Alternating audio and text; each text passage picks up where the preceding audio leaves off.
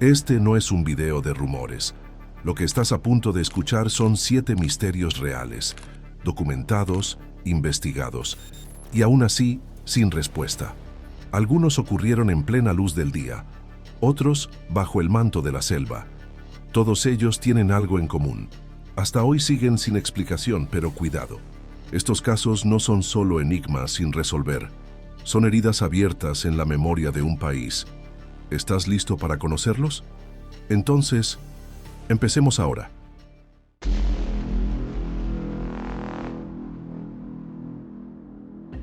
La tarde del 9 de septiembre de 2020, en una zona rural del norte de Paraguay, ocurrió algo que hasta hoy nadie ha podido explicar y que sigue persiguiendo a toda una familia. Oscar Dennis, ex vicepresidente de la República y figura respetada por su compromiso social, salió en su camioneta para recorrer su propia finca, ubicada en la región de Concepción. Era una jornada tranquila, de rutina, pero Dennis nunca volvió. Nunca llegó. Horas más tarde, su vehículo apareció abandonado en un camino de tierra.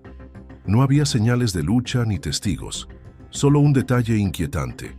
Dentro del vehículo se hallaron panfletos firmados por el grupo armado EPP, el Ejército del Pueblo Paraguayo. Fue en ese momento que el país supo: Dennis había sido secuestrado. Junto a él también desapareció su trabajador, Adelio Mendoza. Días después, Adelio fue liberado. Pero de Dennis ni rastro. El EPP asumió la autoría del secuestro, pero sus exigencias no fueron económicas. Querían la liberación de 2 de sus líderes encarcelados y exigieron a la familia Dennis que repartiera $2 millones en víveres a comunidades pobres. La familia lo hizo. El Estado respondió con despliegue militar, helicópteros, drones, rastreadores. Se buscaron pistas por tierra, aire y selva, pero el tiempo pasaba y el silencio se hacía más profundo. No hubo videos, no hubo llamadas, no hubo cartas, ninguna prueba de vida, solo un abismo. Con el correr de las semanas, comenzaron a surgir rumores, voces que aseguraban sin confirmación oficial que Dennis habría sido ejecutado pocos días después del secuestro, pero nadie encontró su cuerpo, ninguna señal, como si se lo hubiera tragado la tierra, como si hubiera desaparecido de este mundo sin dejar huellas. Hoy, años después, su familia sigue esperando una respuesta y el país entero se sigue haciendo la misma pregunta: ¿dónde está Oscar Dennis? El misterio sigue intacto y con él, el vacío que dejan las verdades que nunca se dicen.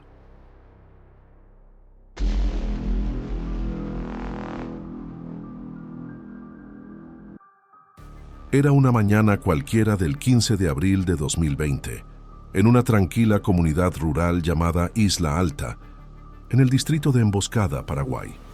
La pequeña Juliette Ledrumaguet, de solo 7 años, jugaba en el patio de su casa rodeada de animales, como solía hacer. Amaba sus cabritas, con quienes compartía largas horas entre pasto y risas inocentes.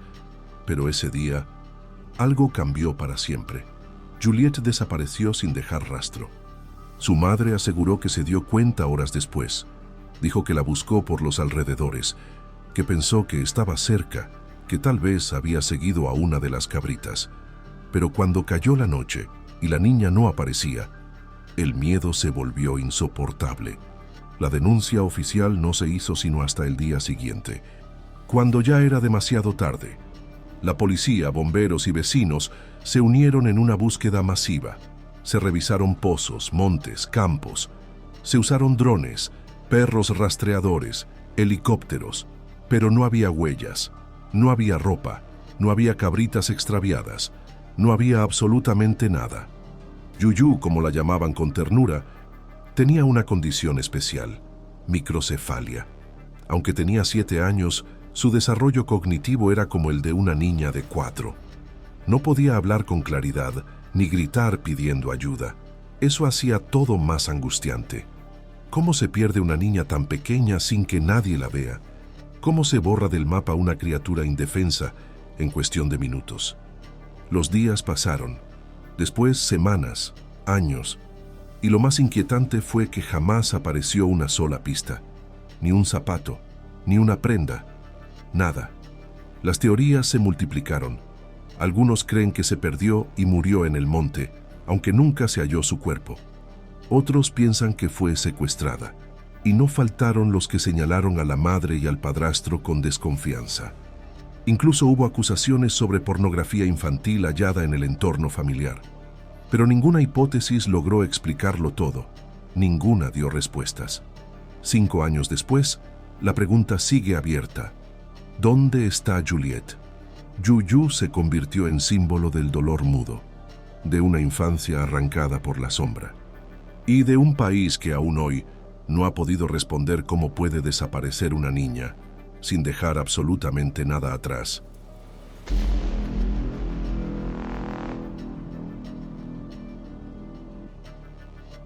Era viernes por la noche, 18 de septiembre de 2020.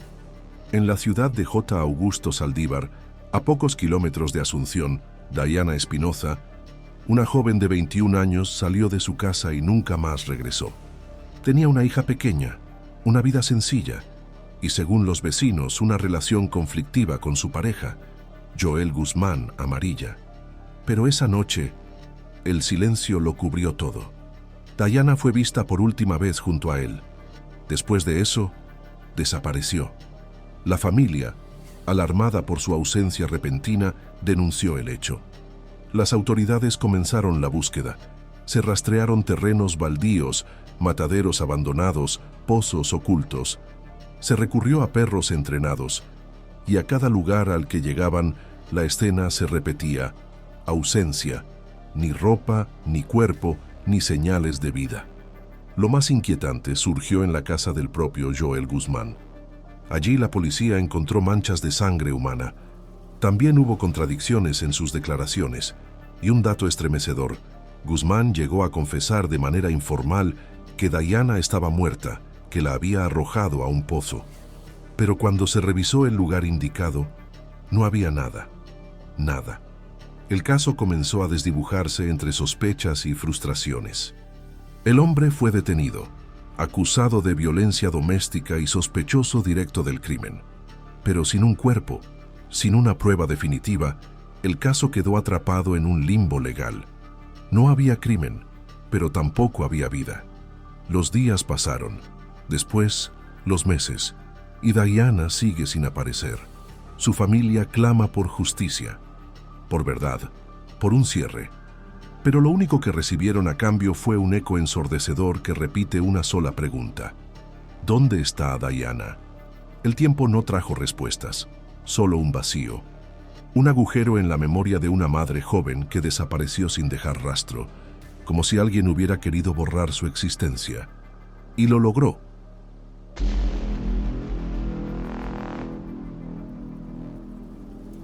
Primero de septiembre de 1959. Asunción amanecía con el cielo gris y una noticia que sacudiría para siempre la historia oscura del Paraguay. En el barrio obrero, el cuerpo calcinado del joven locutor Bernardo Aranda, de tan solo 25 años, fue hallado en su habitación envuelto en llamas. Pero lo que parecía al principio un trágico accidente doméstico, escondía algo mucho más perturbador. Los peritos lo confirmaron: el fuego fue intencional. El cuerpo había sido rociado con nafta, atado e incinerado vivo. No se trataba de un accidente. Era un crimen, y no cualquiera. Uno que marcaría un antes y un después en la forma en que el miedo, el poder y el prejuicio podían entrelazarse. Bernardo era conocido en la ciudad, locutor de radio, bailarín, figura carismática. Un joven con una vida pública activa, pero cuya intimidad, en una sociedad conservadora y vigilada por la dictadura de Stroessner, podía costarle caro. La policía, en lugar de investigar quién lo había asesinado, desvió la atención. Y comenzó la cacería. Más de 100 hombres fueron detenidos, todos sospechosos por un solo motivo: ser homosexuales.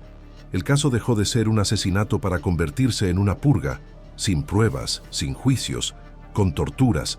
Nombres y rostros fueron expuestos en la prensa como si fueran criminales, cuando en realidad eran víctimas de un sistema que prefería castigar la identidad antes que buscar la verdad. ¿Quién mató a Bernardo Aranda? Nadie lo sabe. Nunca se investigó realmente.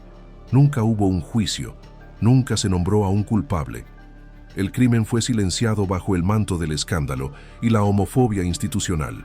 Mientras tanto, la lista negra de detenidos quedó marcada con un número maldito: 108. A partir de ese día, el número 108 en Paraguay se convirtió en sinónimo de persecución, vergüenza impuesta y dolor, y el crimen de Aranda en un símbolo de todo lo que se quiso borrar. Hoy, más de 6 décadas después, seguimos sin saber quién lo asesinó ni por qué. Pero hay algo que sí quedó claro. En 1959, el fuego no solo quemó un cuerpo, quemó también la posibilidad de justicia, y el humo de ese incendio todavía sigue flotando sobre la historia.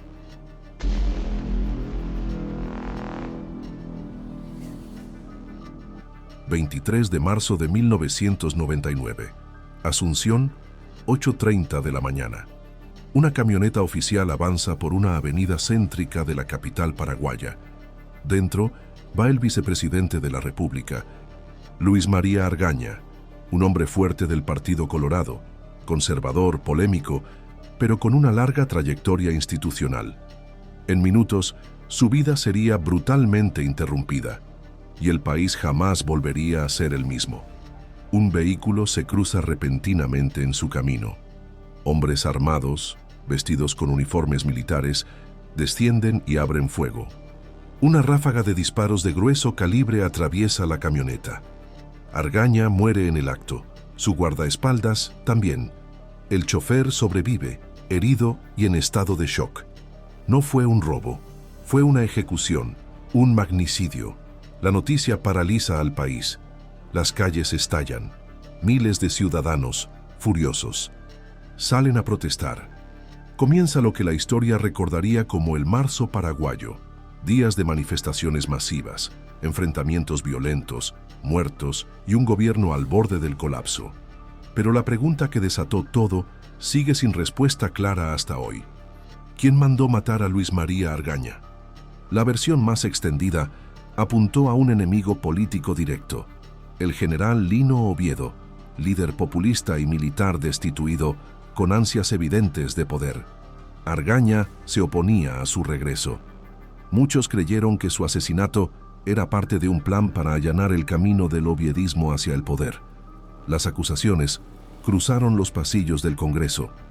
Oviedo fue señalado, exiliado, arrestado, liberado, pero nunca juzgado formalmente por el crimen.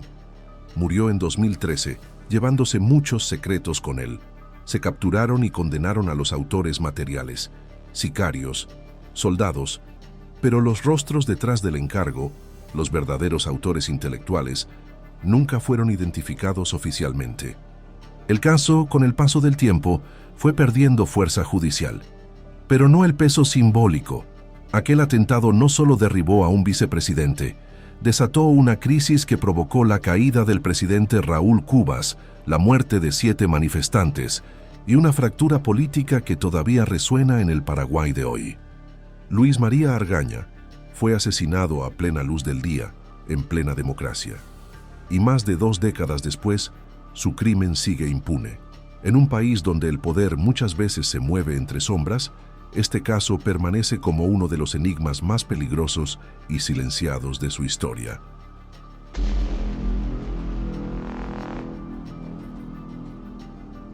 Febrero de 2010. En los círculos empresariales de Asunción se corría un rumor inquietante.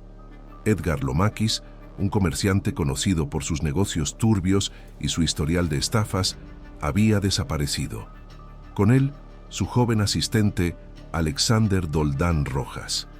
Ambos se esfumaron del mapa, justo después de cerrar un trato con un nombre que infundía respeto y miedo por igual: Miguel Insfrán, alias Tío Rico. Lo último que se supo es que Lomakis había recibido un préstamo de alto valor de parte de Insfrán, un personaje vinculado a redes de narcotráfico y lavado de dinero, y que entregó como garantía una camioneta blindada. Después de eso, silencio. No hubo llamadas, no hubo testigos, no hubo cuerpos, solo la sospecha y el temor. Los familiares denunciaron la desaparición. pero las autoridades avanzaban con pasos lentos, muy lentos, y a medida que los días pasaban, el caso parecía disolverse como humo entre manos. Ni rastro de los desaparecidos, ni del vehículo, ni de documentos, ni de sangre, ni una señal. Los rumores eran oscuros. Algunos decían que Lomakis había intentado engañar al propio tío Rico. Otros, que estaba a punto de revelar operaciones clandestinas que involucraban a figuras poderosas. La hipótesis más fuerte: ambos hombres fueron ejecutados por encargo y sus cuerpos eliminados sin dejar huella. Años después, el nombre de tío Rico volvió a resonar en los medios, esta vez vinculado a un megacaso de narcotráfico internacional. El país entero conocía ya su rostro, sus conexiones, su poder. Y entonces, las miradas se volvieron hacia atrás. ¿Fue él quien ordenó el doble asesinato? ¿Dónde están los cuerpos? ¿Por qué nunca se encontraron pruebas? El expediente quedó casi congelado durante más de una década. Solo recientemente, y bajo presión internacional, se reactivó la línea investigativa. Pero las autoridades siguen sin una respuesta concreta. Hasta hoy, Edgar Lomakis y Alexander Doldán siguen oficialmente desaparecidos. Sin pistas, sin tumbas, sin justicia. Y el caso, cubierto por un velo de miedo y silencio, sigue siendo uno de los misterios más inquietantes del crimen organizado paraguayo.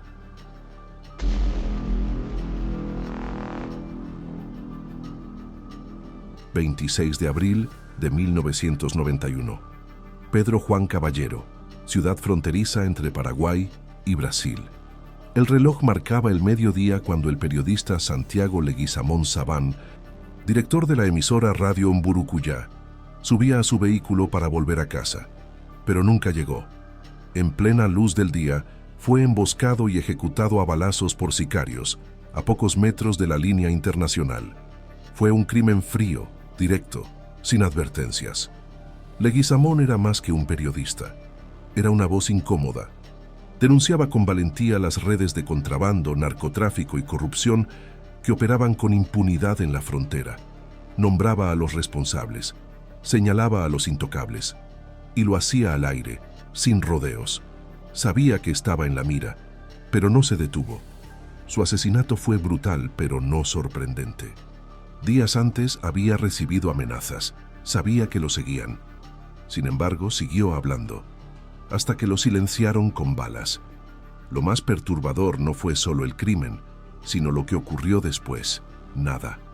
Las investigaciones se estancaron, los archivos se perdieron, las pistas se ignoraron, los testigos se callaron. Los responsables, los verdaderos, nunca fueron identificados ni llevados a juicio. Algunos sospechosos fueron mencionados en los pasillos del poder. Se habló de narcos, de políticos aliados al crimen, de policías cómplices, pero nadie cayó. Años más tarde, la Comisión Interamericana de Derechos Humanos declaró que el Estado paraguayo violó gravemente su deber de investigar y proteger. En 2022, la Corte Interamericana condenó al país por permitir la impunidad, y aún así, todo sigue igual. Han pasado más de 3 décadas y el crimen de Santiago Leguizamón sigue sin resolverse. Su familia continúa exigiendo justicia. Su nombre, convertido en símbolo de periodismo valiente, se repite cada año. Pero su historia sigue siendo un recordatorio doloroso de que en ciertas partes del mundo, decir la verdad puede costarte la vida. Y lo peor, puede no pasar nada después. Santiago no fue víctima del azar, fue víctima del poder. A lo largo de estas historias, quedó claro que en Paraguay existen misterios que no solo desafían la lógica, sino también a la propia justicia. Casos enterrados bajo el miedo, el poder o el silencio. Algunos nombres siguen resonando, otros ya casi nadie los recuerda, pero todos comparten algo en común.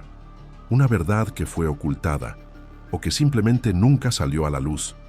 Y ahora te pregunto, ¿cuál de estos misterios te impactó más? ¿Crees que algún día se hará justicia? ¿O estamos ante historias que el poder se encargó de enterrar para siempre? Déjalo en los comentarios. Quiero saber qué piensas. Y si quieres más relatos reales como estos, oscuros, incómodos y sin resolver, suscríbete y activa la campanita, porque lo que vas a escuchar en este canal no lo vas a encontrar en ningún otro lugar.